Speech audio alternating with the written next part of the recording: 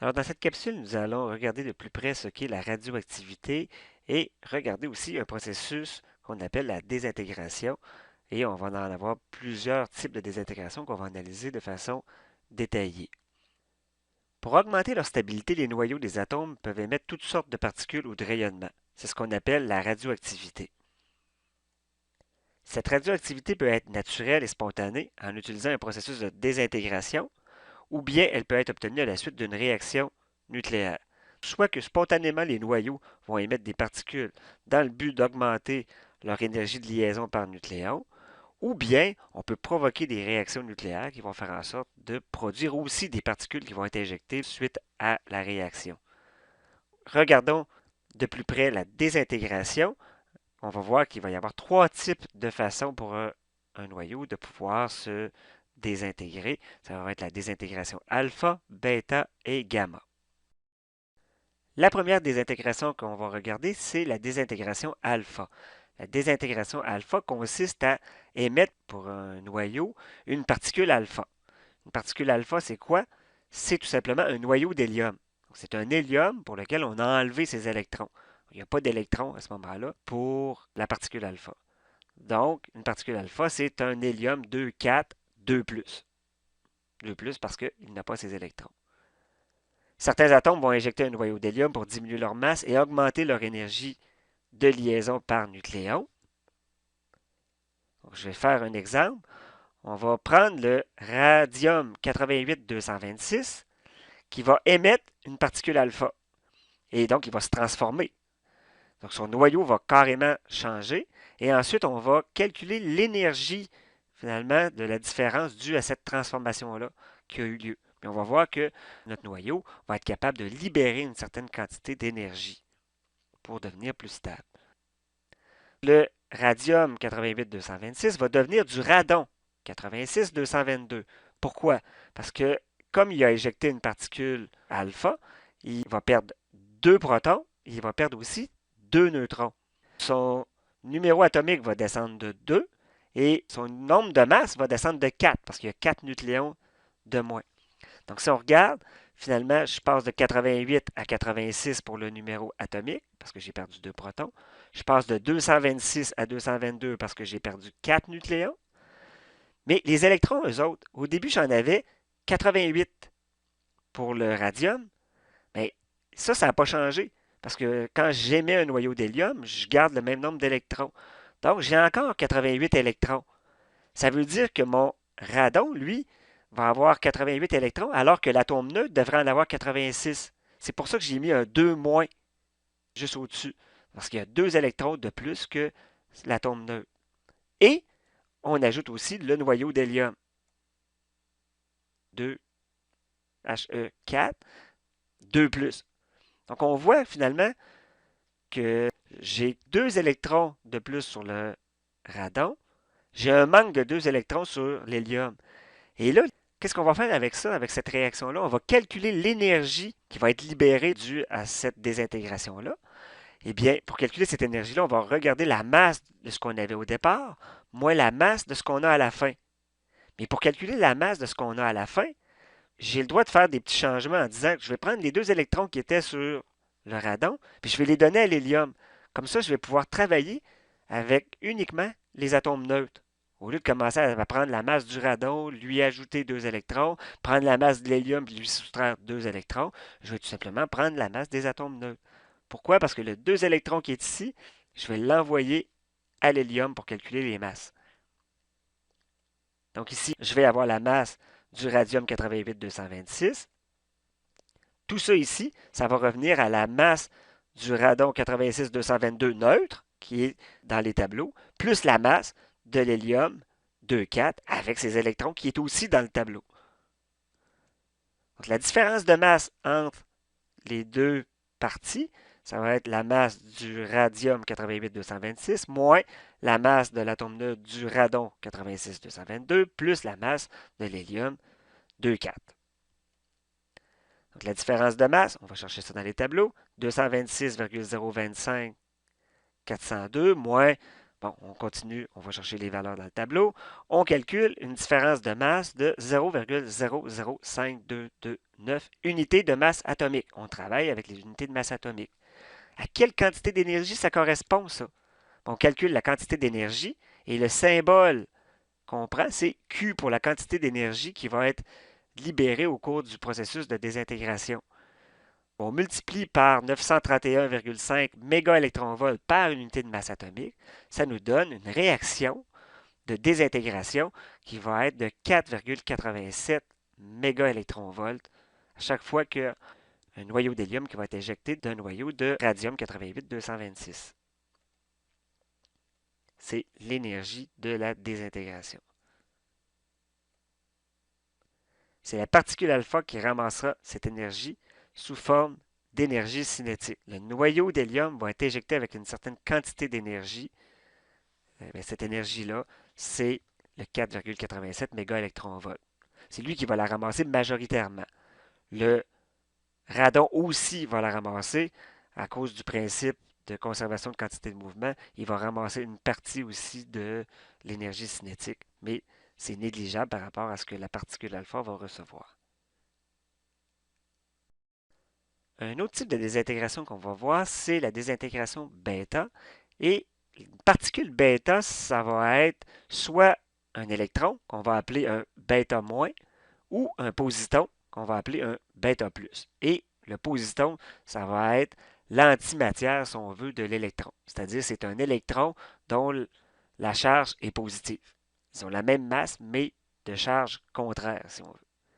Puis comment ça va se produire, sur la désintégration bêta? Il faut retenir qu'il y a deux types de désintégration bêta qui peuvent survenir spontanément dans la nature.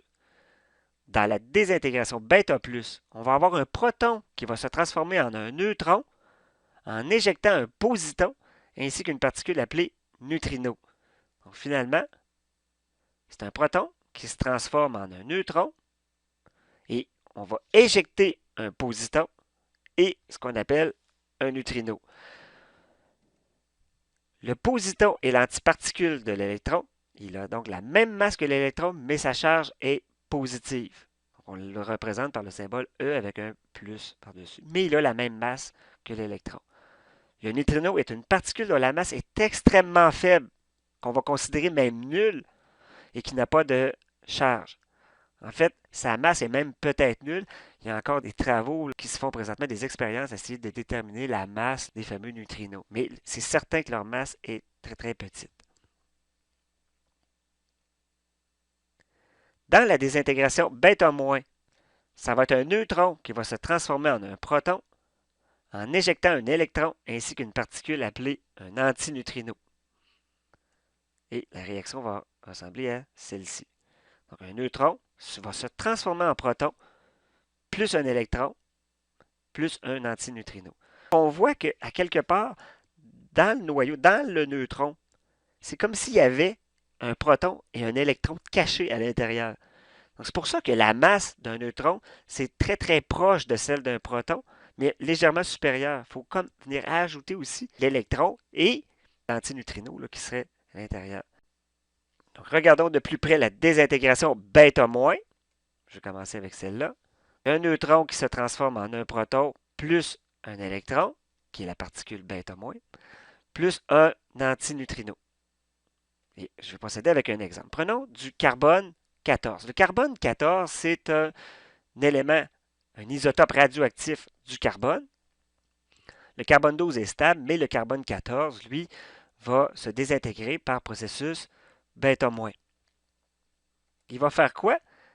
Il va devenir de l'azote 7,14. Pourquoi? Parce qu'un neutron que j'avais à l'intérieur du carbone 6,14 va devenir un proton.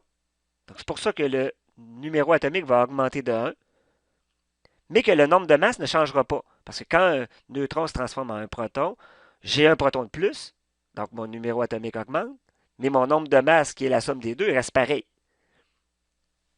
Et si on regardait les électrons des couches électroniques qu'on avait, j'en avais combien au départ? J'en avais 6.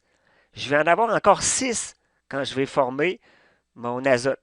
C'est pour ça qu'il va comme en manquer un par rapport à l'atome neutre. Je mets un petit plus à côté. Ensuite, il va avoir éjection de l'électron du noyau. Mon neutron va éjecter un électron qu'il avait comme à l'intérieur de lui. Ce n'est pas un électron des couches électroniques qui est éjecté. C'est vraiment caché dans le noyau. Plus notre particule, notre antineutrino qui est là. Donc ça, c'est la réaction qu'on va avoir. Et encore une fois, on va regarder si tout va balancer. On va regarder les masses. Je vais prendre ici la masse de l'atome neutre 6 du carbone 6,14. Pour calculer mes masses, je peux prendre mon électron et l'envoyer à mon azote. Ça va faire un azote neutre que je vais pouvoir prendre. Tout ça ensemble, je vais pouvoir considérer que c'est la masse de l'azote neutre 7,14 plus la masse de l'antineutrino qui vaut 0. C'est une masse négligeable. On n'en tient pas compte. On met 0. Et ce qu'on fait là comme processus, vous devez le faire à chaque fois que vous abordez un numéro. Vous n'avez pas à apprendre par cœur qu'est-ce que ça va donner. Vous faites l'analyse, vous balancez vos électrons tout simplement dans chacun des cas. Donc la différence de masse ici, ça va être la masse de l'atome 6,14 pour le carbone, de l'atome neutre, moins la masse de l'azote 7,14, neutre aussi, que vous allez chercher dans le tableau. Delta M va être égal, on vient soustraire les masses en question, ça donne 0,000168 unités de masse atomique et on peut calculer l'énergie associée à cette désintégration bêta-. Dans ce cas-là, ça va donner Q égale 156 kV. C'est un peu moins là, comme énergie pour cette réaction, mais notre carbone 14 va se stabiliser en ayant formé de l'azote et en libérant une certaine quantité d'énergie. Qui va ramasser cette énergie? C'est majoritairement l'électron et l'antineutrino. Et à l'époque, on ne savait pas que l'antineutrino existait, ni le neutrino. C'est en calculant l'énergie cinétique des électrons qui étaient éjectés lors de la réaction qu'on s'est rendu compte qu'il y avait une partie de l'énergie qui manquait. Théoriquement, on avait prédit l'existence des neutrinos et des antineutrinos et on s'est mis à les chercher jusqu'à temps de les trouver. Donc, sinon, on les aurait probablement jamais détectés. Maintenant, la désintégration bêta+, on avait dit que c'était un proton qui se transforme en un neutron plus un positon, donc le symbole E+, plus un neutrino. Donc, si on regarde un cas, je vais prendre le sodium 1122 qui, lui, peut faire une désintégration bêta+, et devenir du néon 1022-. Pourquoi moins? On va regarder qu'est-ce qui va se produire. Si j'ai un proton qui se transforme en un neutron, eh bien, je vais perdre un proton. Mon numéro atomique va descendre de 1. Et comme j'ai un proton qui se transforme en neutron, ça ne change pas mon nombre de masse. Parce qu'un nucléon, au départ, reste encore un nucléon avec le neutron. J'avais au départ 11 électrons. Ça n'a pas changé. Je vais avoir encore mes 11 électrons pour cette particule-là. Si j'ai 11 électrons, j'en ai un de plus que l'atome neutre. Je vais avoir le néon 1- si on veut. Plus le positon qui a été émis, plus le neutrino.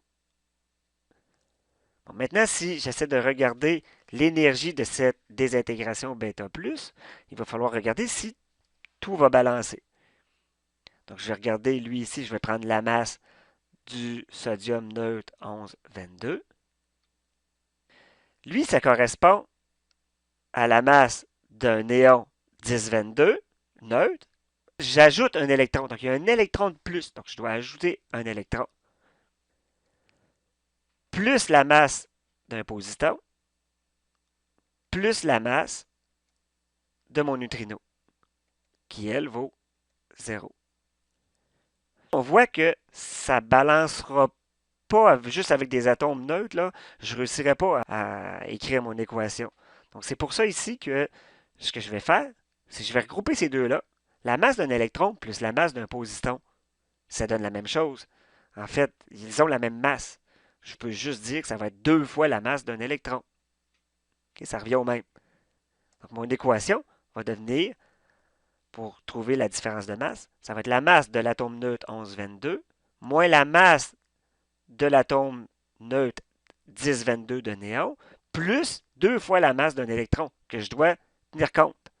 Sinon, ça change la valeur que je vais obtenir.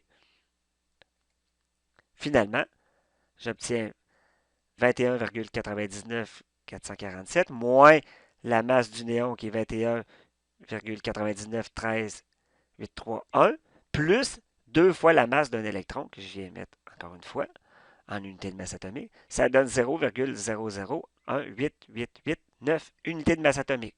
Et on peut calculer l'énergie de la désintégration.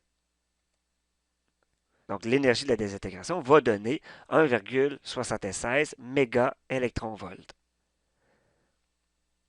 Donc, voyez-vous, il faut toujours regarder notre équation de départ en mettant, bien sûr, les charges pour regarder qu'est-ce qui arrive avec nos électrons, voir si on ne pourrait pas passer des électrons à un autre élément pour les rendre neutres, pour aller chercher les masses directement dans le tableau. Mais parfois, ça ne balancera pas, comme ici. Il faut ajouter la masse de nos deux électrons. Il faut en tenir compte. Il reste un dernier type de désintégration à voir qui s'appelle la désintégration gamma. Donc, ce qu'on va appeler un rayon gamma, c'est une onde électromagnétique, on avait déjà vu, de très haute énergie, des rayons gamma qui sont très pénétrants parce qu'ils ont une longueur d'onde qui est très très courte. Donc, la désintégration gamma se produit lors de transitions entre des niveaux d'énergie des protons. Dans le noyau, les protons, un peu comme les électrons sur les orbites, ils ont des niveaux d'énergie. En changeant de niveau d'énergie permis, donc on peut, si on veut, devenir plus stable et ça va faire en sorte que le proton, en changeant de niveau d'énergie, va émettre des rayons gamma. C'est un processus similaire à celui des transitions des électrons qui émettaient de la lumière en changeant de niveau d'énergie. Dans ce cas-ci, les transitions impliquent l'émission d'ondes électromagnétiques de plus haute énergie sous forme de rayons gamma.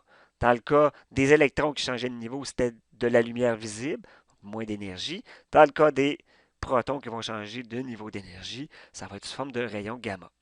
Mais dans tous les cas, c'est des ondes électromagnétiques qui vont être émises.